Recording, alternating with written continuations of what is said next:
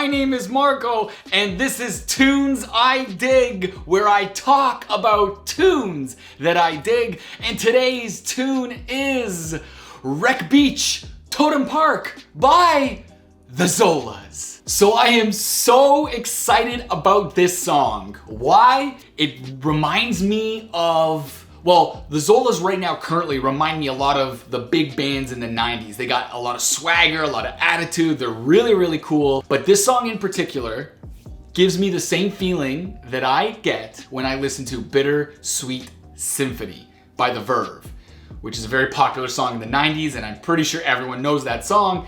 And you would say, Marco, that's like a really, really big song. Like, that's the song that made The Verve huge. Are you saying the Zola? Yes, that's what I'm saying. Yeah, that's what I'm saying. Yeah. If you've been watching my review or my reviews, last year I reviewed I Feel the Transition by the Zolas, and I went absolutely ape shit, and I loved it, and the band loved it as well. And I gotta tell you, I discovered all the songs they've released in 2020, and to me, they're all amazing. I really think that the Zolas are poised to becoming Canada's next big band. The Zolas, right now, are making great music. I don't think a lot of people know about them, or at least know about the music that they released in 2020, and I'm telling you that they are awesome. So enough of me yapping, let's get to it. This is Wreck Beach, Totem Park by the Zolas. Sorry, I started the song and I was just like, hold up. I just have to say one thing. The intro to this song is really, really amazing. The way it slowly comes in, and I don't want to talk over the song. I might, but I don't want to. I just listen to this beginning because it really sets it up for this beautiful song. Okay, now let's get to it.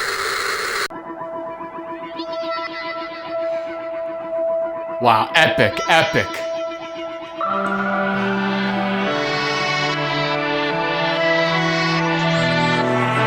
You have to listen to this on headphones.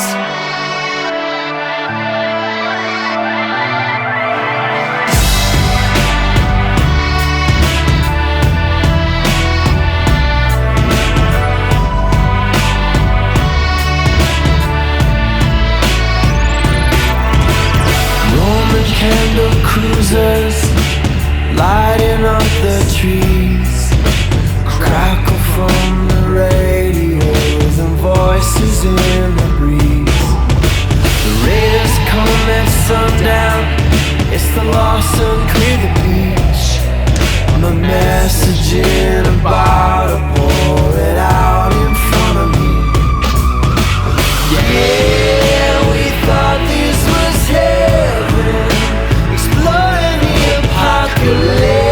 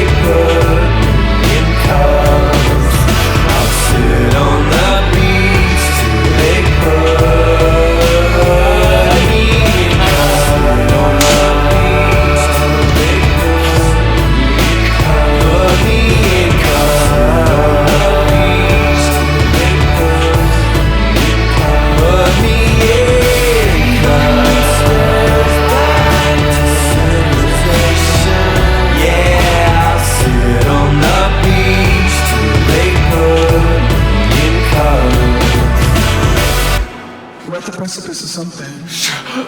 Feels like it. So, next part of the song, Hyatt Park, kind of reminds me of Gorillaz. It's so sick. Feels like it.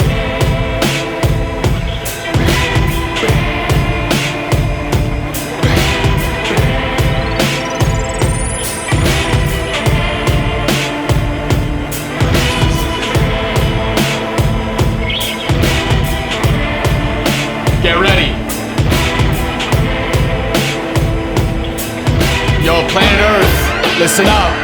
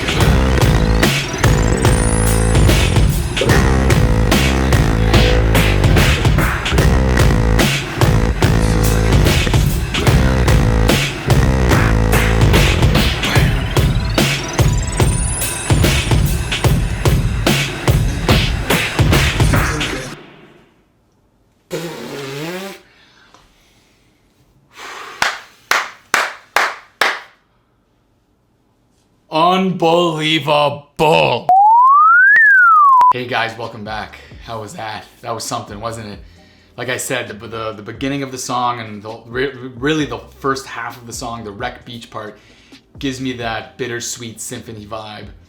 Gives me that big 90s, anthemic, like every band had grungy music primarily, but then they also had just, a couple of, when I say radio friendly, it kind of like goes down a path, or there's a connotation that it's not a good song. I don't mean that at all. When I say radio friendly, I don't mean that at all. I'm not pretentious by any mean of the word. So I just mean just a really good song. That's it. That's all I mean. So that's what it kind of reminds me of, like Bittersweet Symphony. But then the second half of the song, it gives me that vibe of the Gorillaz, electronic, just super tough, almost like militant, like just coming down, like walking down the road. Really, really cool stuff. Yeah. All right, so let's get into what this song is about. And God, I've been learning a lot. I've been learning a lot from what the music, especially my Canadian fellow Canadians, their music that they're making and what their songs are about. The Crownlands had a song last year that I covered called End of the Road, and it was about Indigenous women that were being abducted in British Columbia, actually. And this song similarly is about the unfairness of how the Indigenous community is being treated or has always been treated in Canada. And I didn't know, I've only been to Vancouver once, so I don't really know much about BC at all. In Zachary Gray's words is, he went to school at UBC in Vancouver, and recently he thought, all these years we go through the education system, we get taught history, but no one really teaches us about our native history. And it's so very true, because I don't know much about it either. I'm learning as we go, and as I was reading up on the song, I didn't know there were native reserves off of Vancouver. I had no idea, and I'm born and raised a Canadian boy. If you were to tell me, I graduated high school, history class, I passed all those classes. If I called up my friends right now, if I call Eric, Kevin, Steve, Jerry, if I called them up, I don't think they would know. And we're all Toronto, we all grew up, went through the Canadian system. I don't think they would know. So that's what the song is about. And yes. What I love about these lyrics is that they're chock full of imagery. I'm getting a lot of sort of nighttime vibes with, different kinds of lights illuminating, bugs or shooting stars, stars, sun, moon, sunsets, stuff, sunrises, I should say. So they really paint this kind of, illuminated solar picture. I mean, right off to the first lyric, Roman candle cruisers lighting up the trees. Like that is so beautiful. Like, and then crackle from the radios and voices in the breeze. Crackle from the radios. Given what I know now, is that RCMP? Just going through the forest in Vancouver. I think I don't know. I can't. I'm picturing in my head. It's all I can do is picture what I think Vancouver looks like. Then the raiders come at sundown. It's the law, sun, clear the beach. Is that point in history of people clearing natives off their land? Perhaps. But I do love these first two lines though. They're very, very, very, very beautiful. Roman candle cruisers lighting up the trees. I love that line. I love, and what a line to start a song. So here we have the chorus. Watch the sun slip out of touch. Love that imagery, just picturing the sun setting, slip out of touch. Pinker than paradise, redder than blood.